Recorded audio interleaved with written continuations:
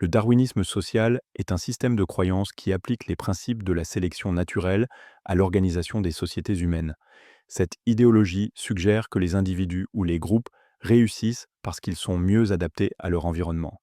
Elle met l'accent sur la compétition, la survie des plus forts et le progrès par la lutte. Cette perspective soutient que le développement social reflète l'évolution biologique où les plus forts prospèrent, tandis que les plus faibles sont laissés pour compte.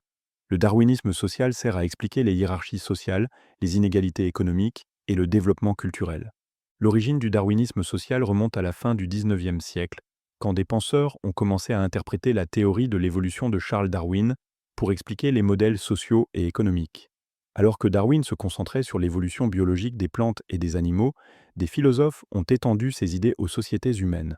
Cette croyance s'est épanouie durant la révolution industrielle, période de changements sociaux rapides qui a suscité des débats sur la compétition, le progrès et l'inégalité. Voici quelques exemples du darwinisme social en action. Un exemple est la justification de la concurrence économique dans l'économie de marché libre. Les darwinistes sociaux affirment que les entreprises réussissent ou échouent selon leur capacité à s'adapter aux besoins des consommateurs, comme les organismes dans la nature s'adaptent à leur environnement. Un autre exemple se trouve dans certaines politiques sociales qui insistent sur l'autonomie et l'intervention minimale du gouvernement.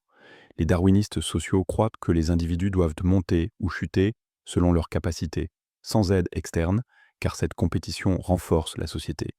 Enfin, le concept de méritocratie, où les gens sont récompensés selon leurs talents et efforts, est parfois associé à la pensée darwiniste sociale.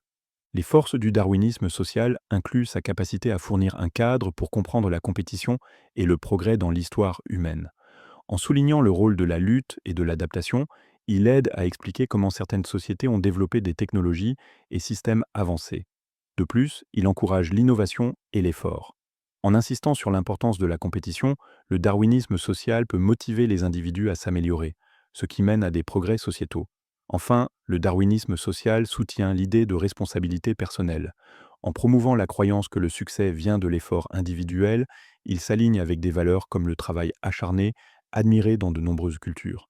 Cependant, le darwinisme social fait l'objet de critiques. Une critique est qu'il simplifie à l'excès le comportement humain et la société. Contrairement aux organismes biologiques, les humains sont influencés par la culture, la morale et la coopération, que le darwinisme social tente à négliger au profit de la compétition. Une autre faiblesse est son potentiel à justifier l'inégalité. Le darwinisme social peut conduire à croire que les personnes qui ont du mal sont naturellement inférieures, ignorant les barrières structurelles comme l'accès inégal à l'éducation.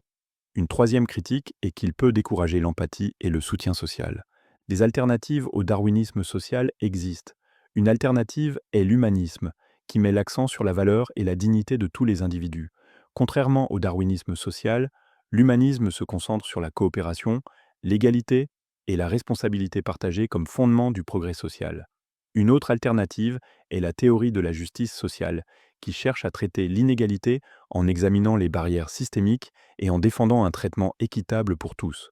Cette perspective souligne l'importance de soutenir les défavorisés pour créer une société plus juste.